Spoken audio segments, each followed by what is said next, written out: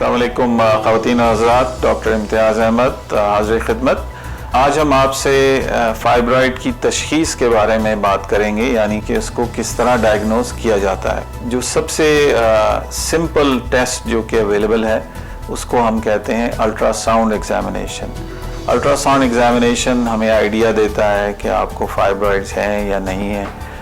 Ultrasound के अंदर भी एक किस्म है जिसको कहते हैं ट्रांसवेजिनल सोनोग्राम, TVS अल्ट्रासाउंड, जिसको आम फहम ज़बान में लेडीज़ का अंदरूनी अल्ट्रासाउंड कहा जाता है।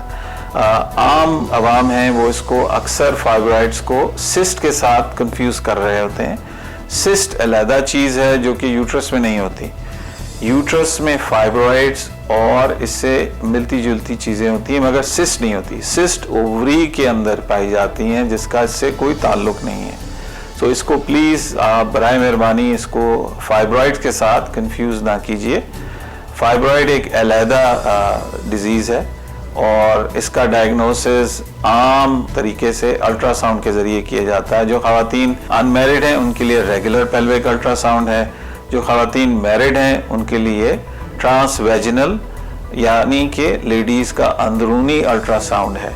जब हमें इसका पता लग जाता है तो फिर उसके लिए हम मज़ीद टेस्टिंग करते हैं जिसमें MRI शामिल है, MRI पेल्विस विद कॉन्ट्रास्ट, जिससे हमें इसकी फाइब्रॉइड की हैयत के बारे में पता लगता है, इसकी कॉम्पोजिशन के बारे में पता लगता है, इसकी ब्लड सप्लाई के बारे में पता लगता है, और हमें ये भी मालूम होता है कि कोई और डिजीज़ प्रोसेस तो नहीं चल रहा है जिसमें एडिनोमाइसिस सरे फहरिस्त है। एडिनोमाइसिस डायग्नोसिस भी हम इससे कर सकते हैं। तो इसके अलावा चंद ब्लड टेस्ट हैं जो हम करते हैं, और ये उसी सूरत में हम करते हैं जब हमें मालूम हो जाए कि इस पेशेंट में फाइब्रॉइड है या फाइब्रॉइड की अलामात हैं। हमने इंट्रोड्यूस कराया है, we are based in Lahore at Hameed Latif hospital, और कराची में OMI हॉस्पिटल में हम अवेलेबल हैं, और हमारा जो दिया हुआ नंबर है इस पे आप हमसे रब्ता कर सकते हैं।